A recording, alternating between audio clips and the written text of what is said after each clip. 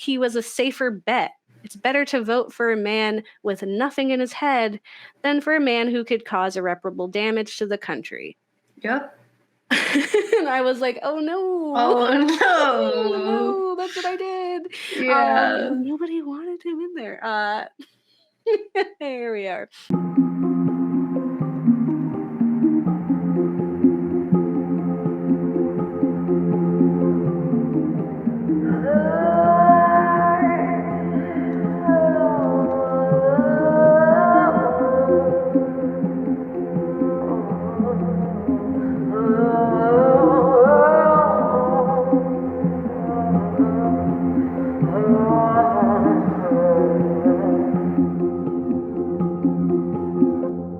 Hi, I'm Gabe.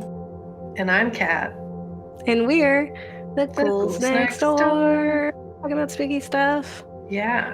And it's as we do. This week is very scary because it's real. It's very real. It's too real. Yeah. This is like one of my favorite books of all time now, but also it is very stressful, and mostly because it is like reality so close to it, like so just like this far away from what it's saying is where we are. Yeah. And that's parallels. A lot, because it's supposed to be like a dystopian future of scary times. Yep. And it's like, no, that's like what we live now in. And it's like, it's a very, like, it's got a lot of inspiration. So we are the Media Literacy Podcast, where we explore the horror genre and talk about real life, historical, factual things that might inspire our cinematic and, in this case, written fears, as we are talking about a work of art, honestly, and terror. Today we're going to be talking about the Earthseed series by Octavia Butler. So last week we talked about Octavia Butler, the creator, who, like, we talked about her life. We talked about what kind of themes she goes over in all of her books, because she wrote a lot. Definitely like one of the founding sci-fi writers ever. And we wanted to focus on, in this series, like, talk about the history of a writer, but then also dive into one of their specific works that has really impacted the world, especially now. Like, people are finally like no longer sleeping on Octavia because especially for the Earthseed series, which contains Parable of the Sower and Parable of the Talents, and takes place in the 2020s and 2030s, and which is now. Right now, I will be alive during the times that she, like, yeah, like 2024 is literally like not this year, but next year. It's like almost. Tomorrow, practically. Yeah, that's and it's ever present and approaching rapidly. Every time I was like, in the year 2032, I was like, that's not far. Yeah. I have to think, like, what am I, like, who am I gonna I'm be? still going to be here, living probably in that time. Yeah. Which is both positive yet awful. It's a little both. Yeah, like, our protagonist is born in 2009, and there's like this part where her daughter is like, she was born in 2009, she's lived for so long, and I was like, 2009 was yesterday. Like, yeah. What are we doing? Yeah, so we're gonna be talking about the Earthseed series, unpacking kind of the messaging in it, talk a little bit about what happens in it. My part will definitely have some spoilers, so if you are a reader, even if you're not, you might find that you really enjoy reading Octavia's work, just because it is so compelling, and you might feel really connected to the work, and especially, like, specifically this one, I think can also hopefully like inspire you as well to in a time where things feel really dark and gloomy and horrifying. In reality, having a book like Parable of the Sower and Parable of the Talents, where they're in an even more bleak world, but still able to have some semblance of hope, might inspire you to have that as well, to think like, well, we're not there yet. Like we're Yeah. very close, like we have a lot of similarities, but we're not there yet. And so we have the chance to turn it around, or if not turn it around, be prepared for and possibly like get in front of it. Yeah, exactly. Like, I think even in the start of my thing, I'm like, it's you want to stop it, but also in the off chance slash likely unfortunate chance that it's not stoppable at its current velocity of speed or whatever the right word for speed is, you can prepare so that you survive. So we are. Yeah. Yeah. So why don't we hop in? Because I have a lot to say. Okay. It's going to take forever. And then we're going to spend some time at the end where we'll talk about just like our feelings and how this work has impacted us personally. Mm-hmm. So I will put in like the show notes where my part ends if you want to like come back to me later Yeah. and so you can avoid Watch it some in parts spoilers. too. Yeah. You can absolutely do that. Yeah, let's Do go. it. Let's do it. Like I said, we're covering the Earthseed series, which contains 2 books. So let me tell you what these 2 books are about, and then we can just start talking about it. Start talking about what happens. So, in Parable of the Sower, which is was published first in 1993, which Mm-hmm. is not entirely long ago, but slightly younger than me. And so, um, yeah, and in that book, this is what happens. In 2025, with the world descending into madness and anarchy, one woman begins a fateful journey towards a better future. And this was the first of what has become an unfinished trilogy. Mm-hmm. And like we said, written by Octavia Butler. The second in this unfinished trilogy is Parable of the Talents, which came out in 2001, which is slightly younger than my very younger sister. Mm-hmm. So, and it continues the story of Lauren Olemina in socially and economically depressed California in the 2030s. Convinced that her community should colonize the stars, Lauren and her followers make preparations. But the collapse of society and rise of fanatics result in Lauren's followers being enslaved and her daughter stolen from her. Now, Lauren must fight back to save the New World Order. And just like one of my favorite, there's a lot of quotes from this book of the living or the Earthseed, which I Mm-hmm. will explain. But one of my favorites is, in order to rise from its own ashes, a phoenix first must burn. Mm-hmm. Um, and I'm like, should I get that tattooed on my body? The I answer is also yes. want to get that tattooed on my body. Can we get matching tattoos that say that? Yes. Okay, well then that's happening now. It reminds me because one of my other favorite authors of all time is Toni Morrison, and there's so many quotes of hers that I want to tattoo all over me. Mm-hmm. And one is pretty similar to that, like anything coming back to life hurts. Yeah. And I'm just like, oh my God, that's how I feel. So the Earthseed series follows Lauren Oya Olemina, a young empath living in an apocalyptic world of unrest and hopelessness. And in Parable of the Sower, Olemina is young and growing in this bleak landscape. She introduces her complicated world, the only one she's ever known.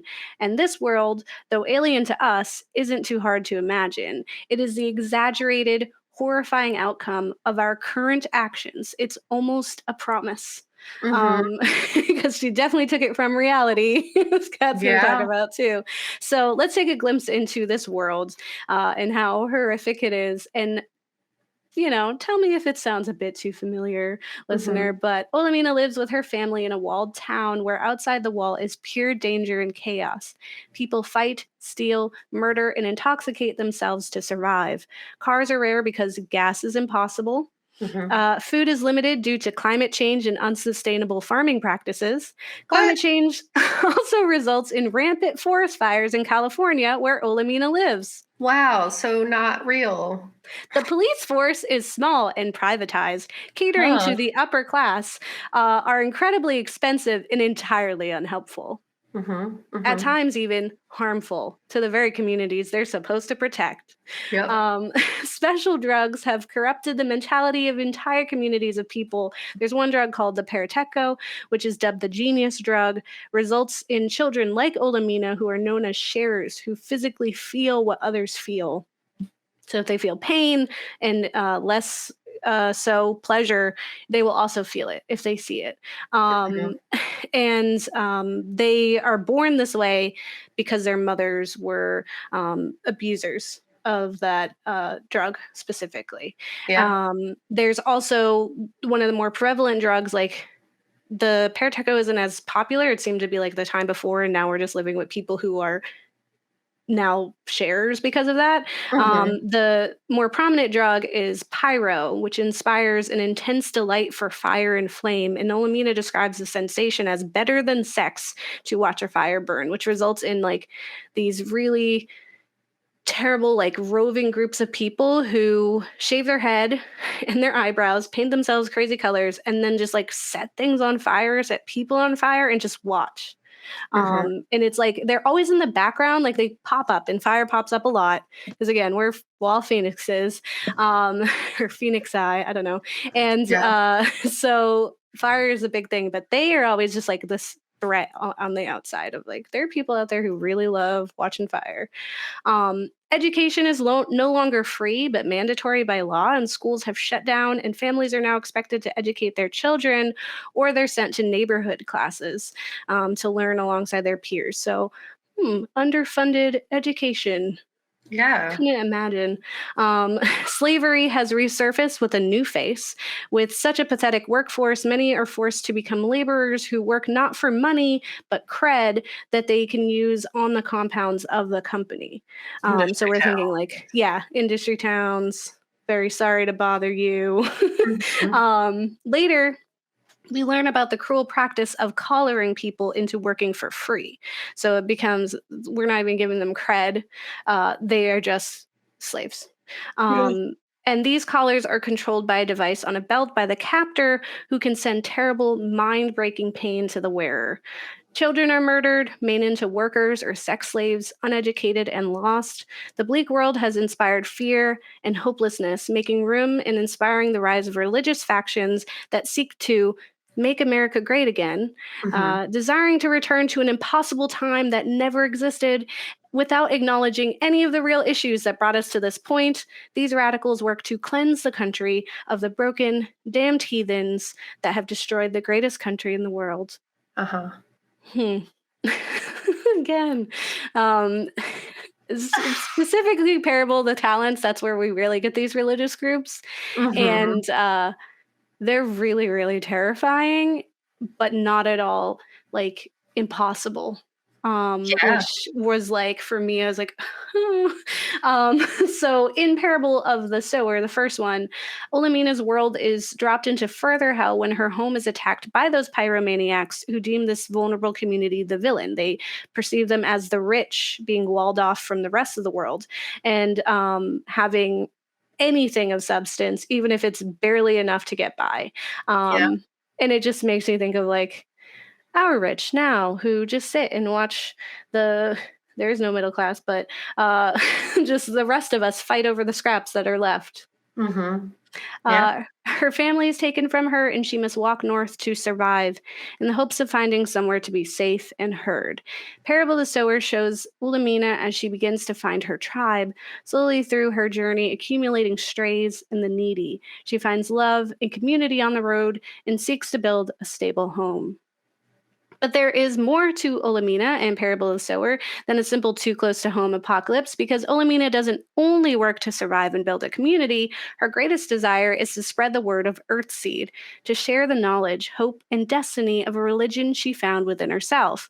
Earthseed, the books of the living, are Olemina's understanding of God, of humanity, and of hope. Having been raised by a Christian pastor, Olemina never felt Christianity was right. Later, seeing how the twisted version of Christian America could not just corrupt but destroy the country further only solidified this notion. For Olemina, Earthseed is truth. It is the answer. Throughout her life, she begins to write down these thoughts that she knows to be true. And at the heart of these texts is this understanding of God, that Mhm. God is change. And one of the ones that you hear a lot, but this is kind of like the foundation of Earthseed is all that you touch, you change. All that you change changes you. The only lasting truth is change. God is change. As wind, as water, as fire, as life, God is both creative and destructive, demanding and yielding, sculptor and clay. God is infinite potential. God is change. Mm-hmm. And that, I can definitely unpack, is really the heart of everything that Olemina is doing throughout this. Also, I call her Olemina because Bankole calls her Olemina, so it just like felt right to me. Yeah. But you call her Lauren. It says, but Olemina forms her community at the end of Sower and the beginning of Talents. Mm-hmm. And she founds this community around these ideologies and eventually finds a home on the land of her love, Bankole. And she dubs this community Acorn because it is a seed she intends to grow, a seed that is taken for granted and misunderstood because Olemina had grown up making and eating acorn bread, which is simply bread made from acorn flour. But this practice was learned from the ways of indigenous peoples who sought to utilize all of our environment and was unknown to others that helped make their world sustainable. The trees also symbolize a lot they in their journeys they lose a lot of people. Every one of them has Mm-hmm. lost everyone that's ever mattered to them, and as they're growing their community, they do this wonderful practice of burying their dead with seeds so that Mm-hmm. trees grow. And so death is just another change, and so is life. So it's kind of like this, you're allowing them to make this change, and to be able to celebrate them and let them contribute to the world, to the future. So the trees Mm-hmm. mean a lot too, and the acorns are super important for her. In Parable of the Talents, Olemina's acorn has grown into a wonderful family-driven community of survivors. After the rise of a monstrous political and religious figure, Jarrett, Acorn is assaulted and destroyed, leaving Olemina without her partner, her child, or her community. She takes to the road once again, and in this journey finds that Earthseed could actually never have grown to its full potential in the one community that she had had, but rather needs to be spread. Other than change, there's one other important factor to Earthseed, and that is the destiny, which goes like this. The destiny of Earthseed is to take root among the stars. It is to live and to thrive on new Earths. It is to become new beings and to consider new questions.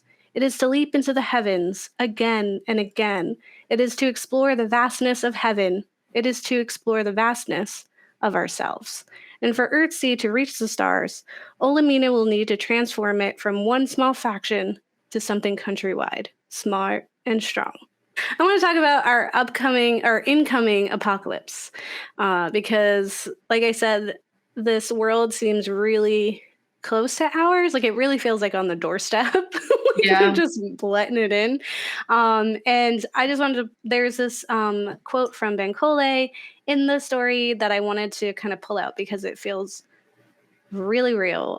He Mm-hmm. says, I have read that the pox was caused by accidentally coinciding climactic, economic, and sociological crises, Bankole writes. It would be more honest to say that the pox was caused by our own refusal to deal with obvious problems in those areas. We caused the problems. Then we sat and watched as they grew into crises. Mm-hmm. Yeah, Yeah. that's what we're doing right now. Much of the Earthseed series is unsettlingly realistic, from the words of the corrupt and problematic president saying, "We'll make America great again," which we all know wasn't Trump's saying first, Yeah. which is why it's in here. But who would have imagined that the second coming of that phrase would happen like in the same way and in this like wow. Mm-hmm. His existence is an eerie parallel to the Trump presidency. And at one point, when Olemina is old enough to vote, she explains that her and her people did not vote for Jarrett, but instead for a former vice president that they didn't really like, that Mm-hmm. rather he was a safer bet. It's better to vote for a man with nothing in his head than for a man who could cause irreparable damage to the country. Yep. And I was like, oh no. Oh Oh no. no, that's what I did. Yeah. Nobody wanted him in there. Here we are. So it sounds a bit too familiar for me. And there's also nods to our ecological and economical disasters throughout the series. And it also sparks a distaste and fear for the future as we are in this very path to destruction. Yeah. So it's just like in Butler's world, we are given these little teasers into what had happened to get there, and those are actively happening right now. Yeah. So that's our apocalypse. I'll talk about that a little bit in the RMI section. It's stressful. Yes. Yeah, we'll dive into that and get sad, but it's fine. Because in the dark, we find light and found family, community, and care. So despite the bleak, horrifying world Olemina and her community live in, there is still hope. The hope lies much in the pages of Earthseed, but also in the actions of this community. Olemina's daughter, Ashevere, or Larkin, as Olemina had named her before she was stolen from her, explains how her mother's philosophy, the understanding of God as change, allowed her and her followers to accept the changing world they live in. The inevitable shift of power, dismantling and reassembling of society, death and birth of human life all fit perfectly into this perception of God. God is change. And change is not always good, but it is always happening. And we are always affected by change. And though we can expect the horrors to come with that change, we can also hold out knowing that these horrors will not last forever because they will change. Yeah. So I have always believed in this balance and changing nature of the world. So that really resonated with me, that idea of like, there's going to be an out because there's going to be a change. Olemina and her people got through some of the darkest of times, including imprisonment and abuse, intense traumas that suffered alone could have been detrimental to any emotional growth. And we can actually see this outcome through her brother Marcus, who was alone in his imprisonment and trauma. So because these people had Earthseed and each other, they are able to rely on one another even after surviving the hell of Camp Christian. In Parable of the Talents, the second book of the series, Acorn is labeled a heretical cult of heathens and witches. They're collared, forced to work, stripped of their loved ones, and assaulted. Olemina's daughter and all the other children are stolen away, moved to good Christian homes. And first, this idea came from just helping the children in need, like regular children in need, like orphanages, or if there were scary situations that kids were in, they were taking them and putting them in homes. But then it turned into them just stealing kids from people they thought were unfit and shouldn't have kids. Yeah. That does actually happen, like now in society. So People steal kids all the time. It's like not to like go on the tangent, but like this is why people are saying like there's different challenges for like the intersectional feminists versus just like white feminists who are upset about Roe v. Wade, because there's always been these issues. Like the overturning of Roe v. Wade is because the country wants a very specific type of child to exist, because our country has systematically sterilized women of color for generations. So we know there's a specific type of baby they want, and the ones that they are getting, they're sending away to the good Christian homes. It's not very subtle. And so in this, it's just like, but despite the horrors, Acon's convict. Oh my God, what is up with me? You got this, Gabe. Say words. You can do it. Oh my God. That was almost funny enough that I hope you forget to edit it out. And it's just in there. Yeah. I just wrote 27, a mess. Okay, so despite the horrors Acorn suffers, when they eventually find freedom, they're still able to hold on to their humanity, their compassion for one another, to heal and grow. It is believing and understanding the change that is God that allows them to bounce back so effectively. Some might find the idea of a God as uncaring as change to be dismaying, but I found it inspiring. It was a relief to not have this burden of expectation. And in Parable of the Talents, Olemina explains another verse of Earthseed that releases us from the weight of sin and instead gives the power to shape your own potential and purpose.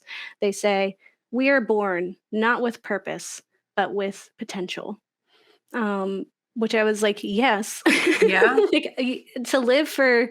just to live, right? Live to push forward and to survive versus live to make this Well, yeah. invisible man happy. Yeah, being born with the idea of being born with purpose is a capitalistic notion. Yeah, like you have to fulfill certain roles Mhm. or you're failing, versus you're born to exist and then you figure it out.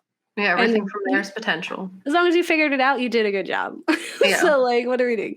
So, there's also this double-bladed, like, nature of religion in the series. So, Mhm. religion is a big theme explored in it, and so it can be a tool for hope or oppression. So, we see how religion reshapes the country, turning it ugly or uglier and vile. But we also see how Olemina succumbs to it.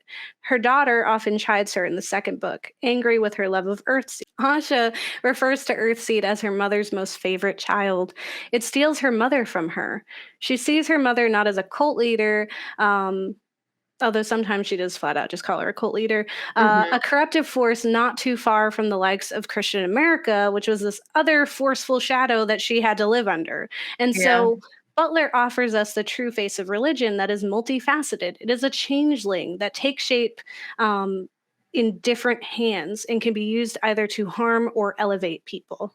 It's all a Yeah. matter of who's holding them, right? So Mhm. even the titles strengthen the morals of the series and kind of talk about this dichotomous nature because um, some of the passages in the Bible can be used to harm Mhm. populations and people, but we can also take some of those messages and repurpose them into something that we can apply in our life and feel inspired by. And so in the biblical parable of the sower, we have this man that represents God and the seed is his message, right? So just as a planted seed starts to grow, the word of God starts to deepen and grow within a person. And Mhm. that's what she's doing in the first one, right? She's just planting this seed into the minds of the people around her who are in great need of something to believe in. Yeah. And it's important to give them that because it allows them to be stronger when they're faced with even more challenges. In Mhm. the biblical parable of the talents, the moral lesson is that we are to use and grow our gifts from God for his glory. So now that we have given them, like that we've planted the seeds, now we have these gifts and we have to do something with them. We have Yeah. to do the next step in that process, in that evolution. So even though Olemina does not believe in Christianity, it is not the God she believes or understands to exist. She still respects the power it can hold. And these Mhm. lessons can be used, even now, to shape our world into something less bleak. Um, so, what do we learn? I just say a lot. So, here we go. Specifically, in an article on Slate titled Why So Many Readers Are Turning to Olivia Butler's Apocalypse Fiction Right Now, writer Rebecca Onion explains Parable of the Sower and Parable of the Talents contain many plot elements that seem to have predicted our current circumstances. But because Olemina's story is also the story of a prophet, and because Butler is interested in how people might retain their humanity and direction through conditions of extreme chaos and change, the Earthseed books are instructional in a way that other apocalypse fictions are not.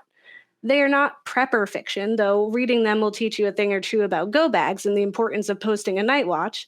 According to people who love the books, myself included, they offer something beyond practical preparations, a blueprint for adjusting to uncertainty. Yeah.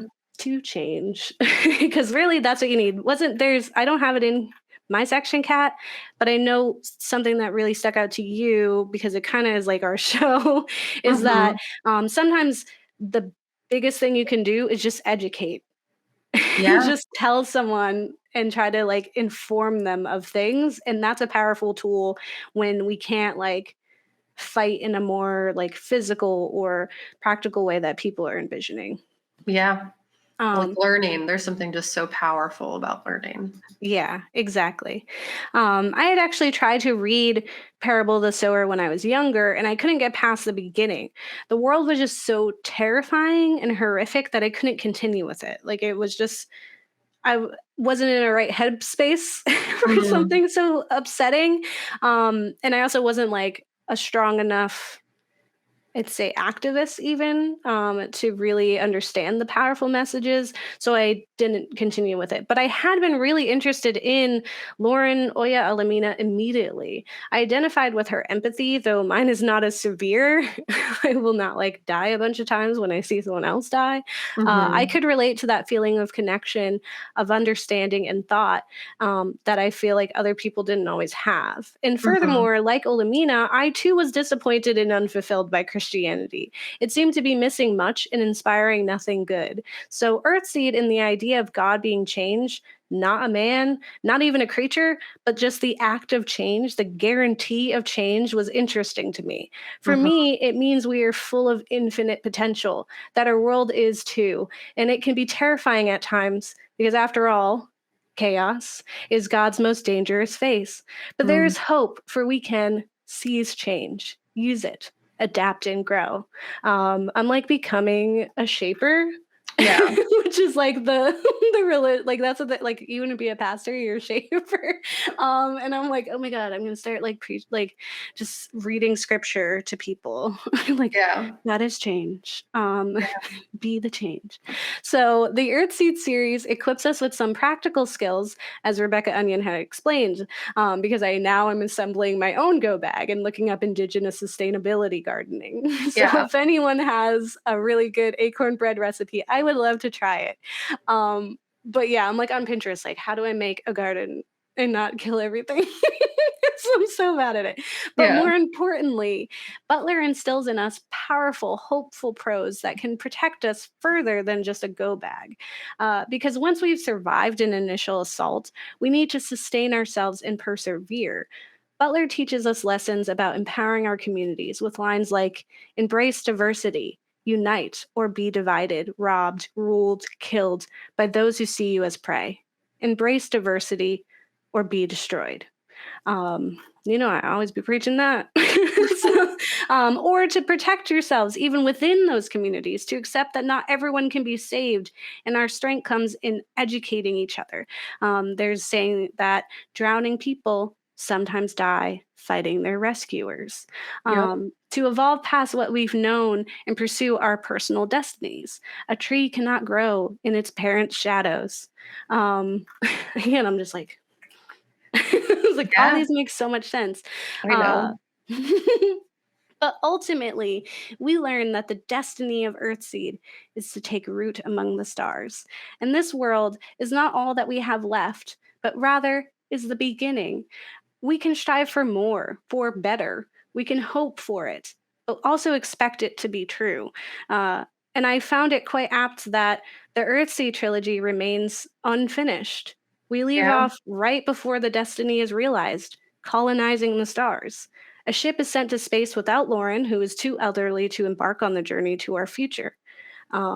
She has led us this far, instilling into us the possibility, the hope, and the necessity for growth and expansion. Just as our narrator and shaper Lauren is gone, so is Octavia, and she will not be traveling to the stars with us. But she has made it possible in her ways to get us there. So Octavia has sown the seeds and provided us the talents. We only need now to use our gifts to grow, to realize her hopeful future. Um, so I was like, oh my god, I love this. I'm like so sad that she like didn't get to finish it, but like in the ending, the epilogue of Talents, I was like, she didn't even know, but this is her. And like it was Yeah. almost like her message to us saying like it's okay that I'm not going to be there, which Just is like like go do crazy it, because she guys. didn't know. It was just like Yeah. I accept that that's not going to be my future, but it's our future. Yeah. And it was just like, you're beautiful, I love you. But for more deep dives into Octavia's parables, you can check out Octavia Tried to Tell Us, which is by scholar and minister Monica Coleman and Afrofuturist author Tanana Reeve Dew. These are monthly webinars that explore the work through our current lens of the pandemic world. There's even a t-shirt that says Octavia Tried to Tell Us that I'm going to get me a cat. Nice. There's also Octavia's Parables, which is a podcast by Toshi Regan and activist Adrienne Marie Brown, which I've talked about a bunch already. And this podcast aims to read through all of Butler's work and features music from the Parable of the Sower opera, which Regan co-wrote with her mother. And I have already put on my Spotify to listen to for motivation, because I'm just like, yeah, I need that.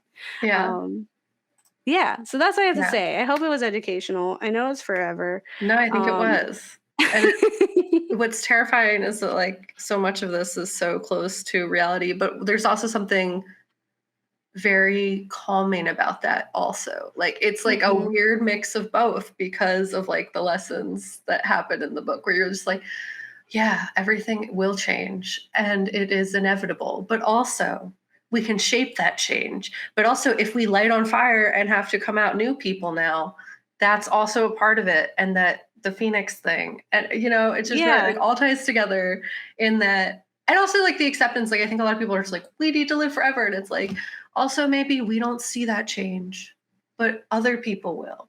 Other humans who hopefully suck slightly less will go forth and do things that might be good or something. I don't know. Like it doesn't have to be us necessarily too. There's like something kind of. Yeah, I'm all for like the not selfish population because we've just come out of generations and we see the results of generations of selfishness that we're like, it doesn't matter because we're comfortable now, so we don't care what happens later. And it's just like, there is no later now because you just cared about, like, I understand that if I plant a tree, I'm not going to see it be really large, but I need to plant this tree. Like, it's vital that this tree is planted for future.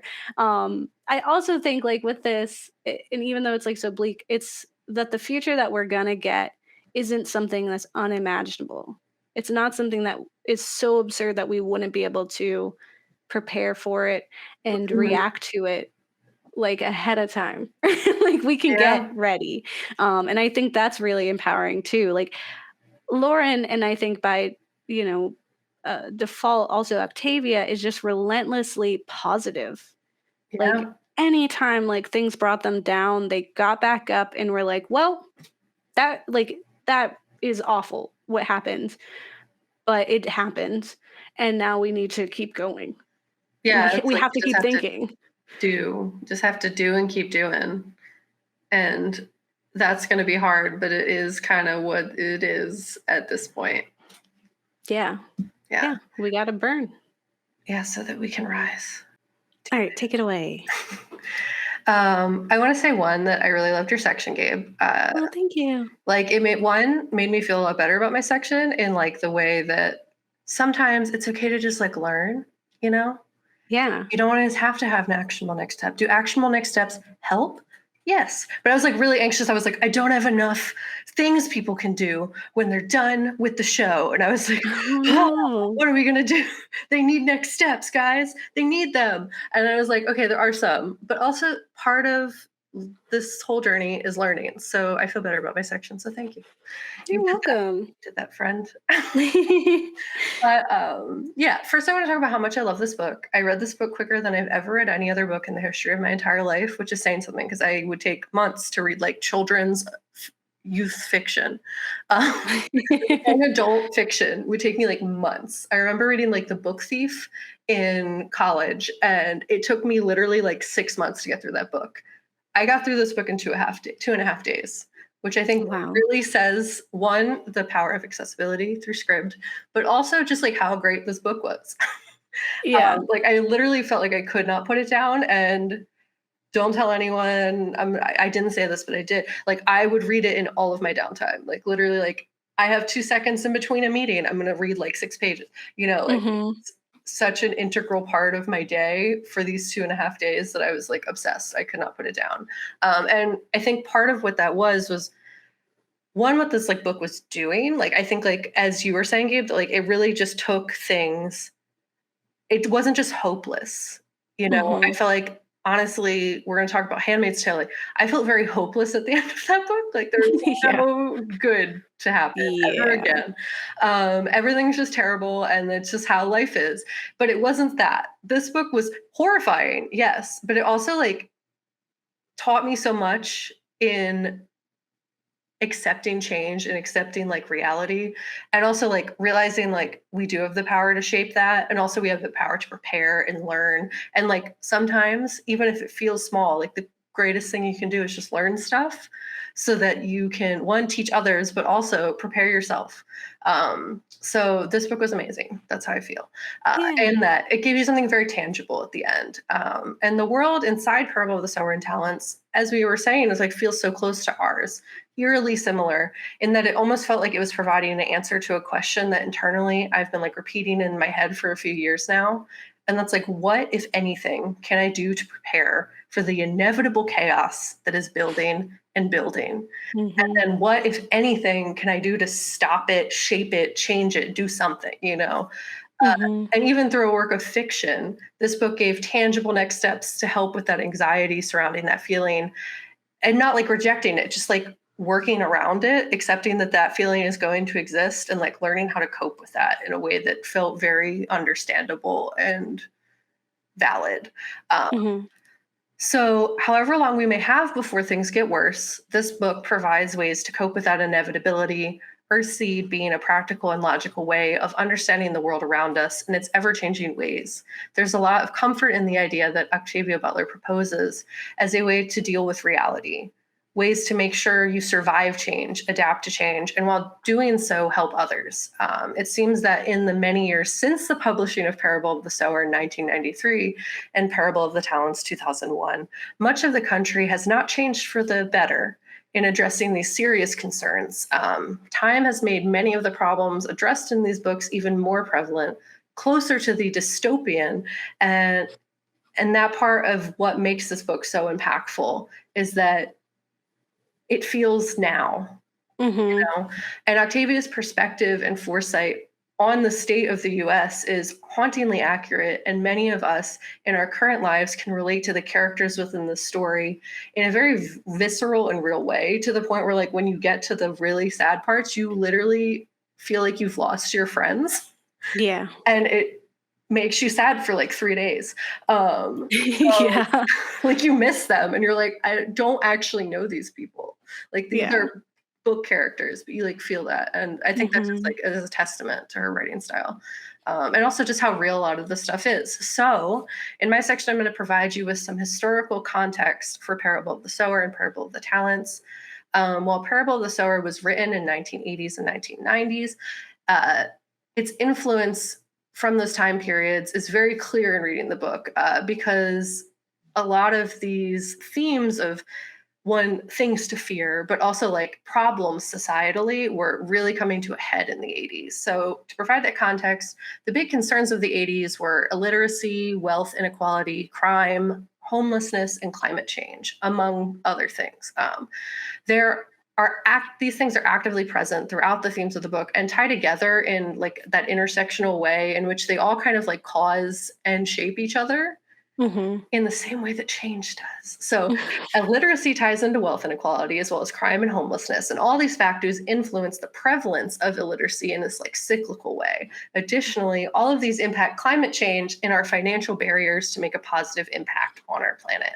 So, I would like to thank a study guide for Octavia Butler's Parable of the Sower, which Gabe showed me, and which provided a lot of like overview of the influence of the book, and then like influenced my research for the following. So I'm going to start with illiteracy. In 1989, it was estimated that 13% of 17-year-olds in America could not read or write, and that 20 Jeez. million Americans had problems with literacy. For Octavia's lens, in writing this book, literacy levels were an important piece to the puzzle that led to the world Lauren lived in. In the 1980s, according to a study guide, the study guide mentioned previously, 96% of those between 21 and 25 years old had basic reading levels, so like elementary. Um, Mm. but less than 28 were capable of reading a map as well as well enough to like use it properly. By 1990, That would be me. I don't know if yeah, I can read a map. that's one of the things we have to learn about to prep. That's Um, so true. yeah. By 1993, it was estimated that over 40% of the adult population fell short of the literacy skills needed to succeed on a day to day basis. That is so stressful. Yeah, it's gone up. So that's fun. Oh, So where are good. we now? An article from USA Today titled "Illiteracy is Costing America. Here's Why." The US reading crisis is 20 years in the making. 130 million read below a sixth grade level. Oh Written my by God. Nick Gade, president of the Lexia Learning, which is like the main tool used a lot in public schools to evaluate reading levels, Wow. as well as like method. We actually use it at my work and also when I was working in schools. And it's like the way they level books as well as like have tests for the thing. So they ties into like public standardized testing. Um, Mm. they speak on the current literacy situation in the US, and according to the US Department of Education, nearly 130 million American adults read below a sixth grade level. Now, consider how that number represents more than half of the adults of the US population. Mm. It's like 54%, I believe, if I Oh remember my God. correctly. The cause of these illiteracy rates and also like these low literacy rates, so like they can read, but the reading, Not well. yeah, not well. And those illiteracy and literacy rates are similar to the ones in the 1980s in that they connect to poverty and wealth inequality as a major cause. The history of redlining and discriminatory educational funding also adds to this issue, and these things have only been more drastically impacted by the pandemic, Mhm. specifically the digital divide, Mhm. to shift schooling to homes. Technology and internet had to have existed, which it doesn't exist for much of the population in the United States. Yeah. Like there's a very big divide in digital access as well as internet access. Um, Kids having to like do their homework in a McDonald's parking lot because that's like the only place that has free Wi-Fi. Yep. The issues of the 1980s have not seemed to improve much despite the recognition that it's a national problem. In the 1980s, there was like a big call for literacy activists, like there needs to be more supports for literacy and teaching people how to read. But the solutions to these things haven't been productive in a lot of ways, in that their causes aren't being addressed. It's very Mhm. much like we don't teach critical race theory here, energy Yeah. in that like the problem is that they're not acknowledging like the systemic aspect of this, like the Mhm. fact that it's intentionally done this way, is not what's being addressed. It's more like we need to do this or that, and it's usually organized into actually like increasing the disparities between schools because they're like those kids are hopeless, there's no future for them, so we're just going to invest more in the places that are doing well by judging standardized testing, totally not acknowledging one, that standardized tests are written to be racist because they're geared to have white children succeed or socially economically like well-off kids succeed because the things that they even reference are outside of the lens of Mhm. the populations that they're testing. Like they're kids who don't go to public school is who they're Mhm. writing these tests for. And all of that to say, like the system itself, in attempting to solve the problem, has in many ways made the problem worse. So I am not a data person. I want to say that to start. So I'm going to have to assume the math that I've read in articles is accurate. I've done like a little bit of data acknowledgement, but it's very hard for me to figure out because it's just so many numbers all in one place. So if someone would like to fact check me, if you think I'm full of crap and I don't know what I'm talking about, you can do so. I've listed a link in my blog that lists the original data source that tells us all these numbers. But my interpretation of it based on all the articles that I read is that according to Think Impact, about 21% of the US adults are considered illiterate, meaning they score a level 1 or below, and that's according to 2022. 21% of adults in this country are considered illiterate. So Mhm. that's just something to sit with. And then the other percent, about 130 million American adults read below, they can read, but they read below a sixth grade level. Mhm. Um, so like 54, then 21%, and then there's another percentage that reads like real good. Yeah. So literacy impacts many areas of life, but especially income, meaning that low literacy rates, especially in if more than half of the US adults read below a sixth grade level, mean that poverty is an inevitability according to our current societal structure. Mhm. It is intentionally in place. It's also something that's like very obvious in like a lot of misogynistic literature, as well as just like in Handmaid's Tale, that one of the lines in there is like, the problem was we taught them how to read, and Yeah. referencing women. So like this is all very intentionally done. Literacy and the literacy rates are the way that they are because there is a systemic problem. In Parable of the Talents, women aren't allowed to read either.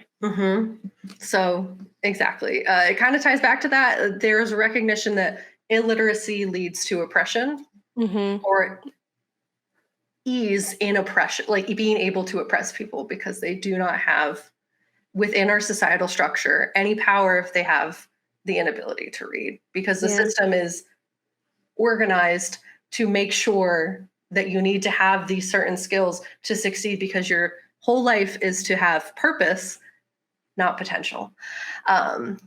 Capitalism, fun stuff. Next, I'll talk about wealth inequality.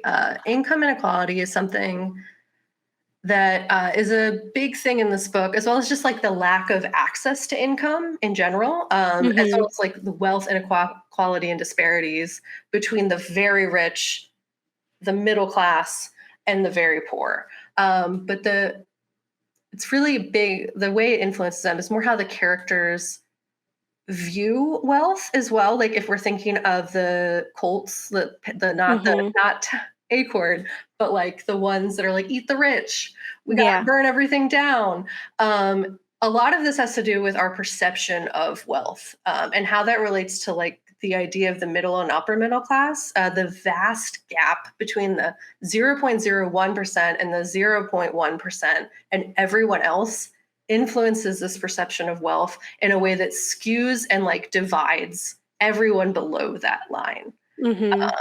So something we see is in Parable of the Sower Talents is that self-sufficiency is equated to rich when within the eat the rich mantra in that version of society. And it's largely like what we see now in dividing the upper middle class and people suffering for poverty.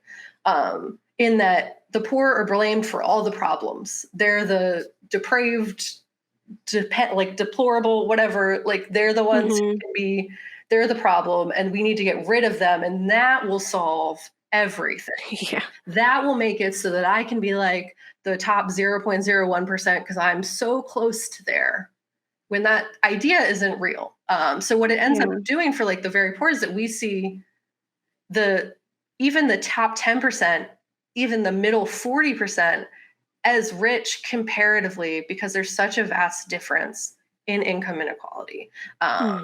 And this is what kind of influences the whole painted people who literally are burning people who, yes, they have walls, but even people who don't have walls, anyone who has just like slightly more is sustaining themselves in any way is considered rich in that analogy. So I found a really fun chart that shows this in a really easy to understand way.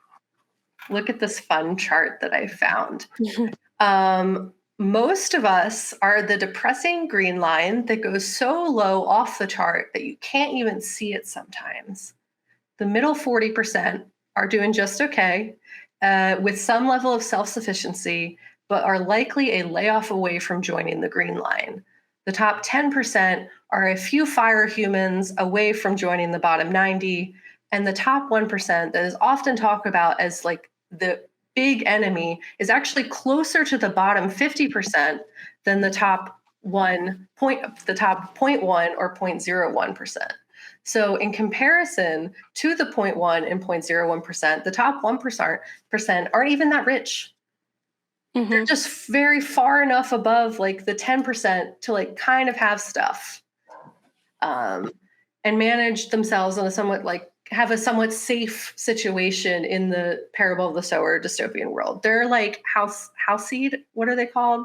The places that wanted to take Bankole as a doctor. They're just like a little bit more well off, and are able to like kind of like maintain their semblance of normalcy in this post-apocalyptic hellscape.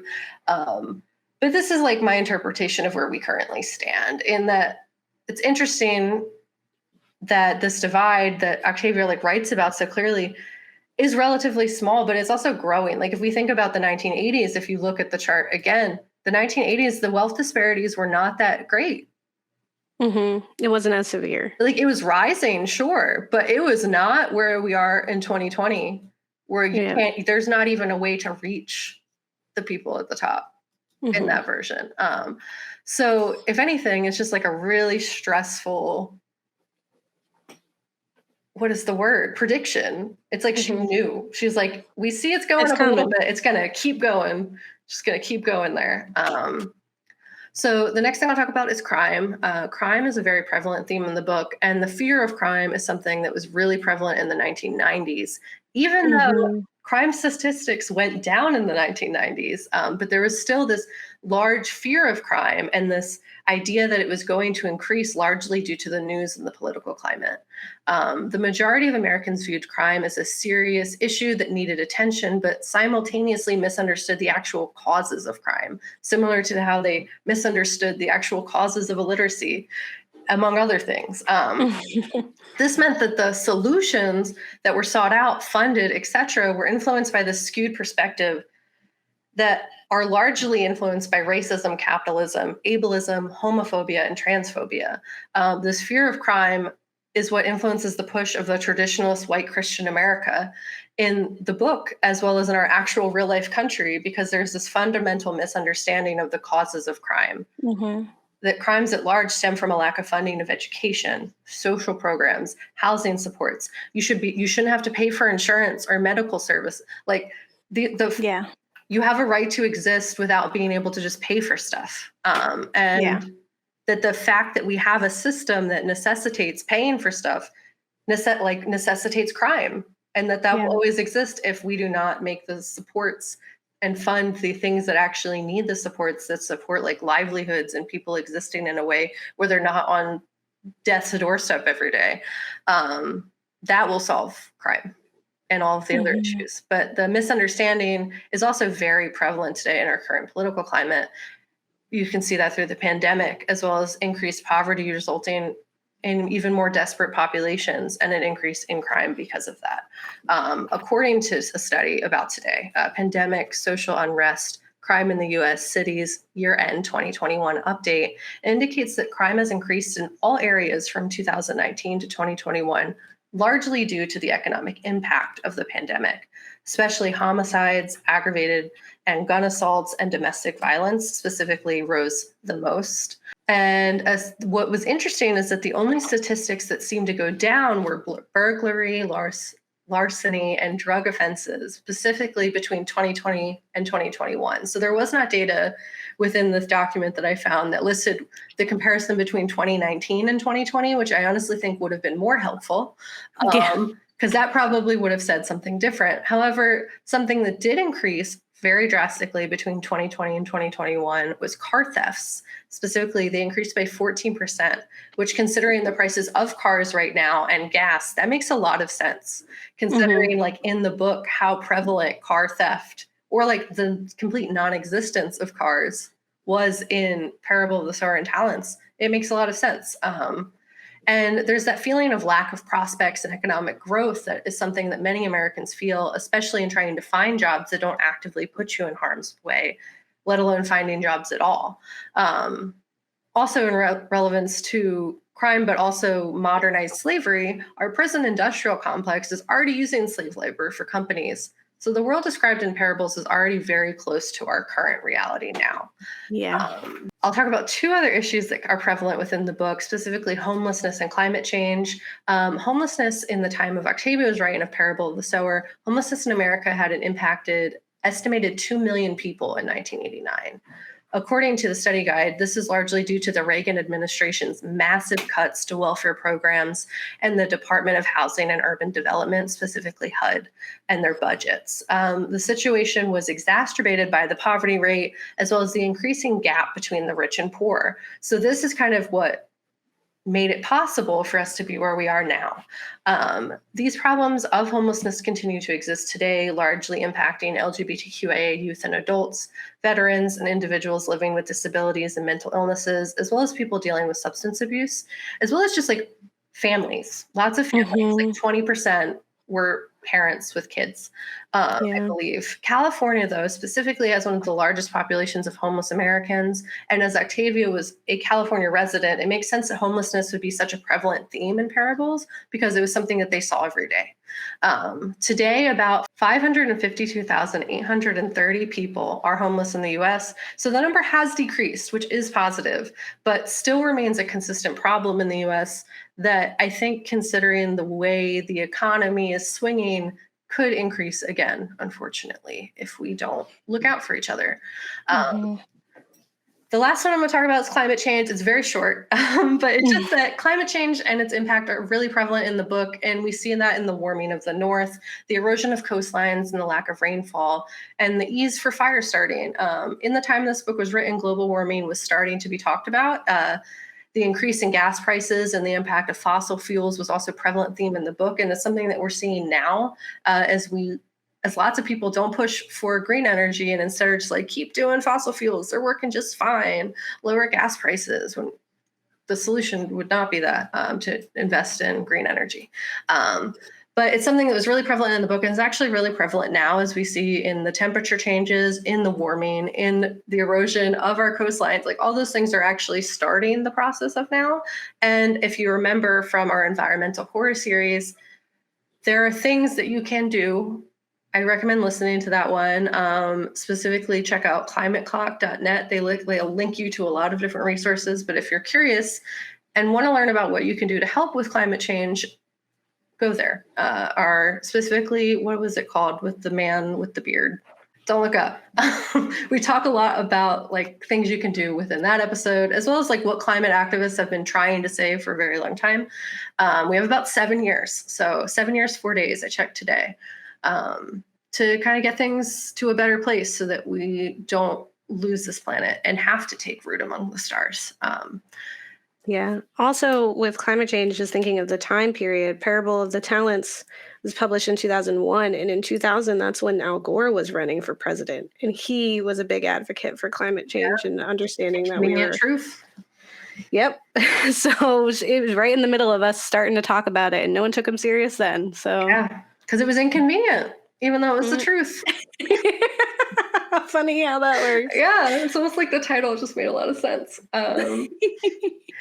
But lastly, what can we learn from these books and the life of Lauren Oya Olemina? What do we get from this? Because that's something that was really powerful about this book, is that you left it and you're like, wow, I've learned something. And Mhm. that is part doomsday prep, but that's also part just like the power of knowledge, the power of learning, the power of just like being aware of the world around you. Mhm. So the biggest takeaways that I got from the Earthseed series, other than maybe like a new religion for myself, but Mhm. it was to learn as much as possible while you can. Learn about the land you live in, learn how to utilize and cultivate plant life native to your area, learn to decolonize your view of this land, and how, if necessary, you will need to survive on it in ways that you never considered before. Learn recipes and methods for cooking from scratch that don't depend on stores or capitalism. Learn skill sets that are practical and life-saving, like first aid, reading a map, self-defense, gardening, carpentry, electronics, etc. If you think it could save your life one day, learn about it as a hobby, even if it's just as a Mhm. hobby. You don't have to like go to school and become a doctor. It's okay. Like, just try to learn as much as you can within the realm of possibility that you see and learn about, and even if it's a hobby. So learn things that will not only be useful for points of knowledge to save yourself, but to those that you love or will come to love. Prepare for change by being mindful of the world around you and what it's capable of. Prepare as much as you can and accept that no matter how hard you try, there will always be things that will surprise you. No matter how prepared you are, there will be things that surprise you. But part of just accepting that inevitability helps with coping with it. Yeah, Um, and the surprises are bad and good. yeah, the change can be like really positive change or horrific change, and like both are possible at all intervals of your life. All you can do is like kind of adjust to that, adapt. You have to be adaptive. Um, but doing these things will not only help you in the long run in surviving an unexpected and chaotic situation, but will also help like you and your current environment influence positively around you. In addition to just attaining knowledge, you can prepare yourself in other ways, like making go bags, hidden caches, organizing yourself in ways that support you in dealing with change. The book offers a lot of just like helpful go bag suggestions, stocking for it specifically, in the accumulating cache, maps, medical supplies, seeds that are native to your area, tools, survival items like water tablets, quality pieces of clothing, etc., will also be an essential piece to surviving in an unexpected situation. It'll also help alleviate that anxiety that kind of goes into this feeling of not being in control of what's happening. It just kind of like lets you exhale a little bit as you kind of have like next steps. You're like, wow, okay, there are things that I can be doing. Yeah, you have a fallback. Mm-hmm. So things that you can be learning about. I found some websites. I want to kind of expand on this as time happens, kind of similarly to our last series on F the Patriarchy. I don't want to kind of like have these exist as static, never changing blogs. I want things to change. You know what I mean? So My God. yeah, exactly. It's change. So I found a website that allows you to search areas of plants that are native to where you live to make sure you're working with your environment instead of against it. It's called nwf.org, Native Plant Finder. That would also help climate change in that you're building your local and environment around you in a way that like helps nature. And yeah, you're not bringing invasive species in. Yeah, that will destroy everything.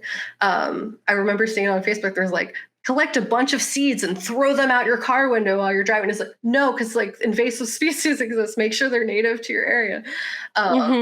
But this like ultimately also helps climate change. There's also ways you can in places you can learn and be taught about foraging and herbalism. I found the Herbal Academy. They offer courses. They were a little expensive, but it did find it interesting. In foraging, it's important to be mindful of the environments around you and your impact on them, learn about the ways in which different plants grow, and the importance of not over foraging or damaging local ecosystems. I found the atlasobscura.com, which offers how to forage wild foods. There's also like a lot of TikTokers that exist that do this too. Obviously, they do so safely and do so in a way that you don't become an invasive species more than we already are as humans. Yeah, and there might be like local groups too that teach you foraging and gardening as well. Yeah. If you do not have a green thumb like me, I can't grow things. I'm so bad at it. I murder everything I touch. In terms of plants. So I'm trying to unlearn that. I'm trying to figure out how to not be that. So that's part of my learning journey right now. I also found a really interesting thing called the Gathering Basket Cookbooks, which is rooted in the cultivation of Indigenous food sovereignty and elevating and preserving Indigenous narratives. It's called iCollective, and it's developing a cookbook and webinar series to assist in strengthening and connecting our people to their food, specifically Indigenous people. Indigenous food sovereignty is critical because many health issues are tied to colonialism and the exploitation of resources, lands, and people. So it's called icollective.org. icollectiveinc.org. I'll also add Fresh Banana Leaves, which is healing the indigenous landscape through indigenous science, which I've recently started actually, like when I went out and bought it because of our eco horror series. So now I'm like even more motivated. Yeah. No, it feels all like very tangible things that like you can be doing that can be fun too. Like reading this book, as horrifying it was fun. Yeah, I will also add, like, because it wasn't something that was entirely like touched upon because it wasn't really prevalent. Like the issues weren't there in the 80s or like in 93, 2001 to this degree.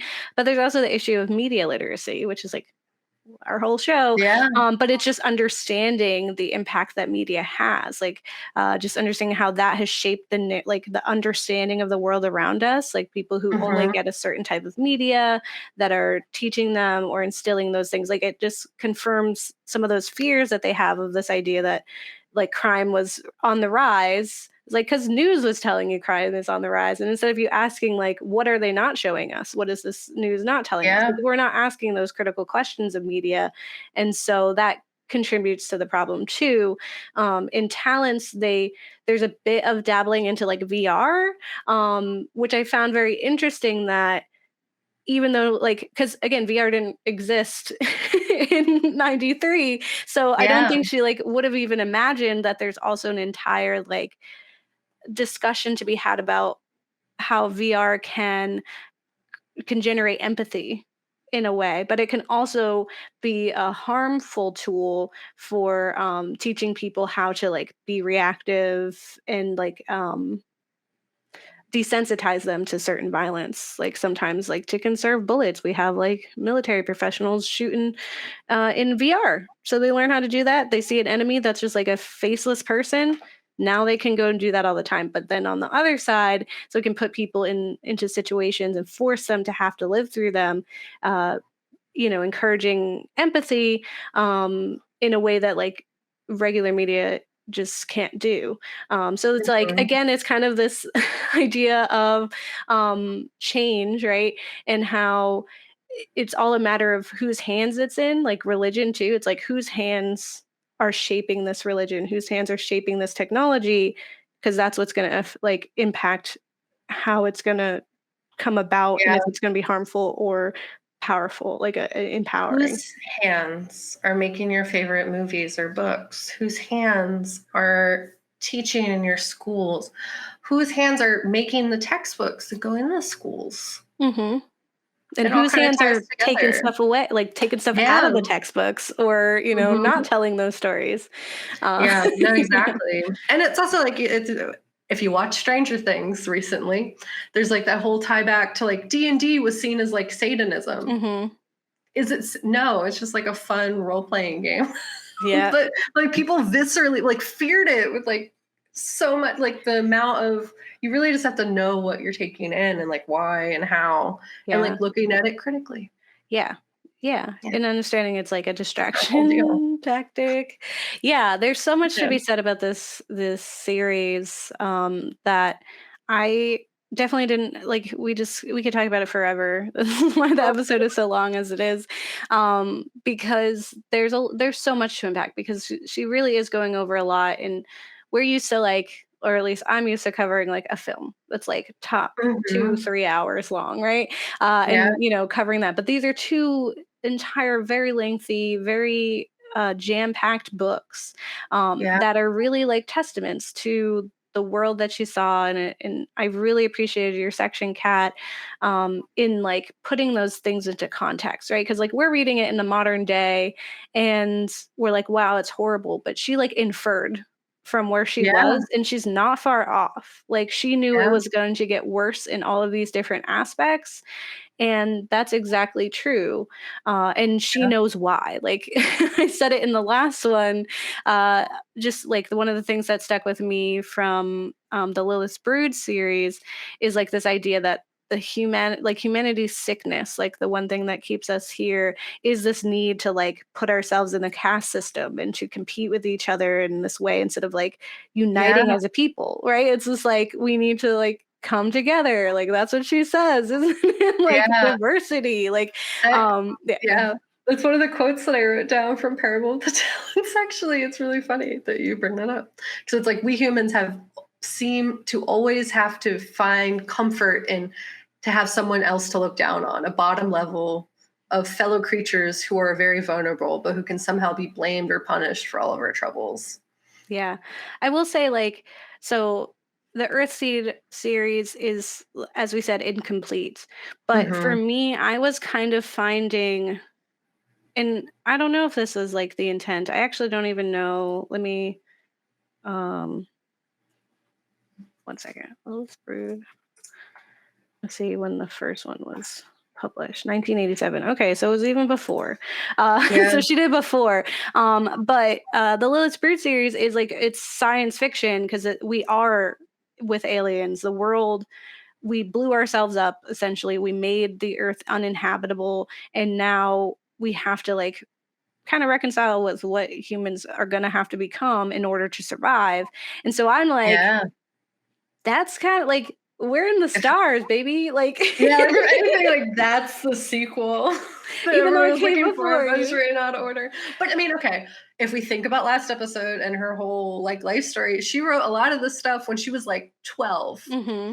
and then took those ideas and put them into books. So, She also likes to write backwards, like the with the mhm, Patternist series. She read the yeah, Patternist first, and then went back and like to figure out how she got to there. So Yeah. I think Lilith Brood in a way is like this, you know, answer in a way. Like if Earthseed didn't exist, Yeah. then Lilith Brood makes sense because uh there's the hope in the end of Earthsea that we do go to the stars actively, like we did it. Yeah. Whereas in Lilith's Brood, it's like someone came and saved us. So Yeah.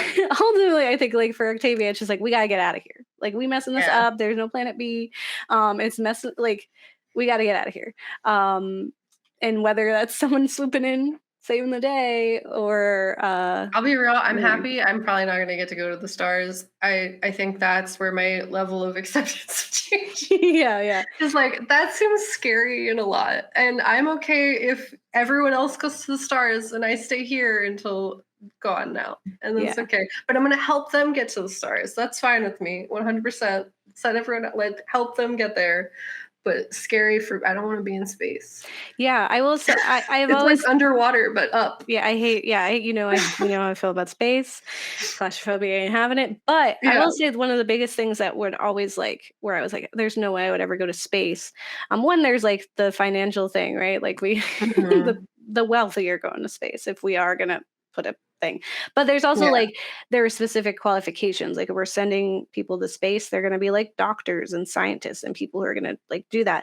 But I think It's a the boat analogy, yeah. Who yeah, you save. but I think the issue, like, and so before I was like, I'm not going to go because I don't have any practical reasons to be in space. Like, what can I contribute to the future of society? But I'm like, wait a second, actually, no, I can because I contribute to education, to like Mhm. culture, right? So it's like, yeah, we can bring scientists and doctors or whatever, we keep people alive, we make plants, but what do people do? Like, Yeah. how do we like keep people being people and not slaves or just like drones, right?